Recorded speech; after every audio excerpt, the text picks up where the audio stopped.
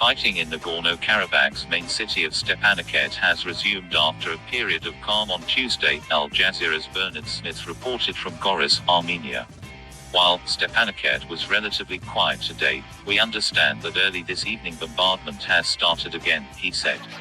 Stepanakert was heavily bombarded on Monday, and we now know that Prime Minister of Armenia Nikol Pashinyan was there at the time, Smith revealed, adding the Armenian leader was visiting the president of Nagorno-Karabakh and the military there. Meanwhile, Russia and Iran are concerned about risk of foreign fighters in Nagorno-Karabakh. Russian Foreign Minister Sergei Lavrov and his Iranian counterpart Mohammad Javad Zarif expressed concern over the potential involvement of Syrian and Libyan fighters in the Nagorno-Karabakh conflict, Russia's foreign ministry said. During their phone call, the second since Friday, the ministers also expressed serious concern about the unprecedented escalation around the Nagorno-Karabakh conflict.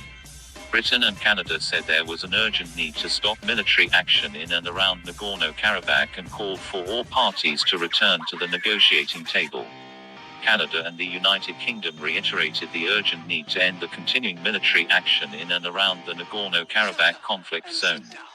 UK Foreign Secretary Dominic Raab and Canadian Foreign Minister François-Philippe Champagne said, "We are particularly concerned by reports of the shelling of civilian areas and wish to express our condolences to the families of those who have tragically lost their lives." Turkish Foreign Minister Mevlut Cavusoglu criticized international efforts to tackle the Azeri-Armenian conflict over the Nagorno-Karabakh region, saying they had achieved nothing in nearly 30 years. Speaking during a visit to the Azeri capital Baku on Tuesday, Cavusoglu said a ceasefire alone would not be sufficient to end the fighting. "We look at the calls coming from around the world, and it's immediate ceasefire. What then? There was a ceasefire until now, but what happened?" Cavusoglu said in comments broadcast on Turkish television.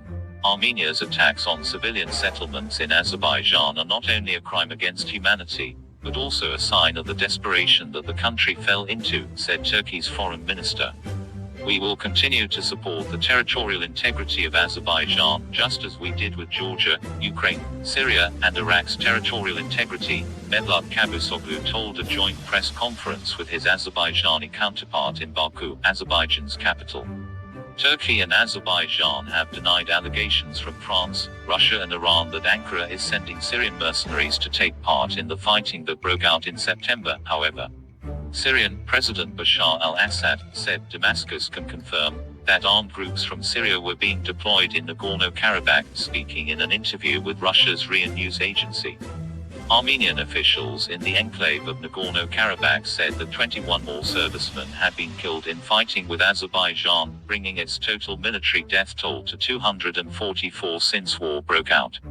Syrian President Bashar al-Assad said Damascus can confirm that armed groups from Syria were being deployed in Nagorno-Karabakh, speaking in an interview with Russia's RIA news agency.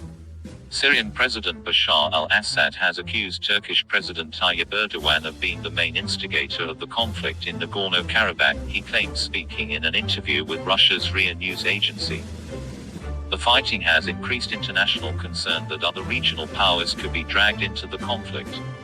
Turkey has expressed solidarity with Azerbaijan while Armenia has a defense pact with Russia.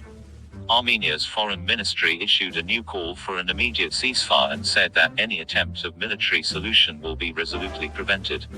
Ceasefire appeals by the United States, Russia and France have been ignored. The three countries have for years led mediation efforts in a conflict that broke out as the Soviet Union collapsed. It killed about 30,000 people.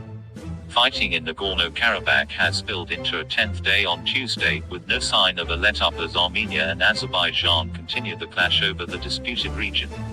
The two rivals are ignoring international appeals for a ceasefire, and have accused one another of causing civilian and military casualties. On Monday, shelling continued in key cities.